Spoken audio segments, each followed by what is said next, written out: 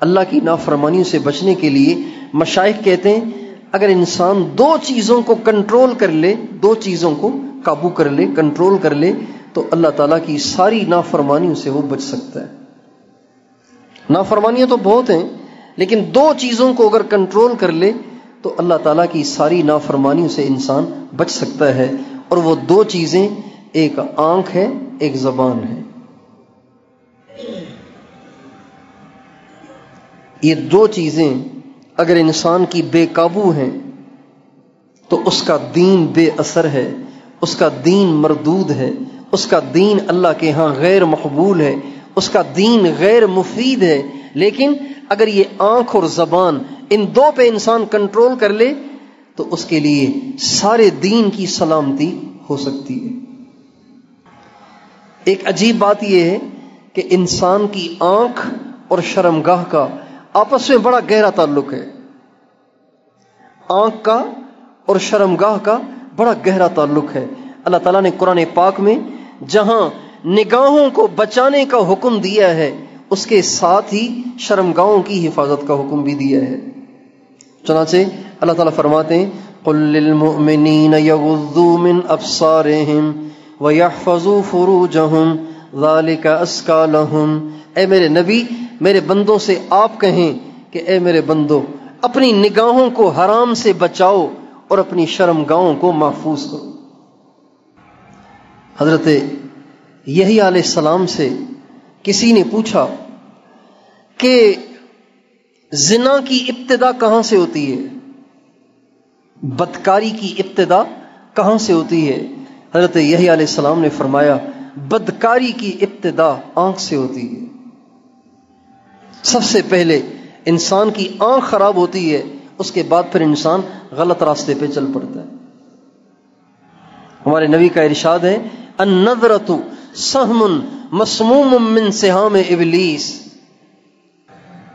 من ترکہا خوفا من اللہ تعالی آتاہ اللہ ایمانا یجد حلاوتہ فی قلبہ۔ آپ علیہ السلام کا ارشاد ہے یہ جو انسان کی نظر ہے نا، نظر یہ شیطان کا زہریلا تیر ہے، جو اس کو حرام سے اللہ سے ڈر کے بچائے گا اللہ تعالیٰ اس کو ایمان کی ایسی حلاوت عطا فرمائیں گے کہ وہ دل میں اس کو موت تک محسوس کرے گا۔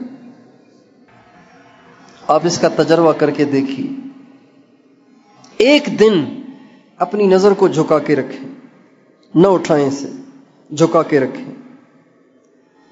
آپ اسی ایک دن کے اندر اپنی نماز میں روحانیت محسوس کریں گے، اپنی تلاوت میں لذت محسوس کریں گے، اپنے ذکر میں لذت محسوس کریں گے۔ جو لوگ یہ کہتے ہیں نماز میں دل نہیں لگتا، نماز میں وسوسے آتے ہیں، نماز میں خیالات آتے ہیں، نماز میں یاد نہیں رہتا، کتنی رکعتیں پڑھی ہیں، ذکر میں دھیان نہیں جمتا، مراقبے میں دھیان نہیں جمتا، یہ صرف نگاہ کی آوارگی کا نتیجہ ہے۔ اس لیے اپنی نگاہ کو کنٹرول کرنا، حرام سے بچانا، اپنے دین کو بچانے کے لیے ضروری ہے۔ جس کی نگاہ محفوظ ہے اس کا دین محفوظ ہوگا، جس کی نگاہ آوارہ ہے اس کا دین تباہ ہو جائے گا۔ اور نگاہ کی آوارگی جب سے یہ موبائل آیا ہے تب سے بہت زیادہ ہو گئی ہے۔ موبائل کے آنے سے پہلے جو بے دین قسم کے لوگ ہوتے تھے، عیاش اور بدماش قسم کے لوگ ہوتے تھے، وہ برائیاں دیکھتے تھے۔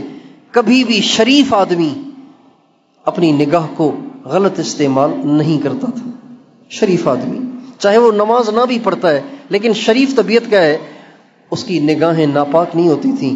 لیکن جب سے یہ موبائل آیا ہے تو شریف کیا، شریر کیا، دنیا دار کیا، دین دار کیا، مدرسے میں پڑھنے والا، طالب علم کیا، داڑھی رکھے ہوئے، سر پہ ٹوپی اور پگڑی رکھے ہوئے، اس کی نگاہیں بھی اس کے قابو میں نہیں رہیں۔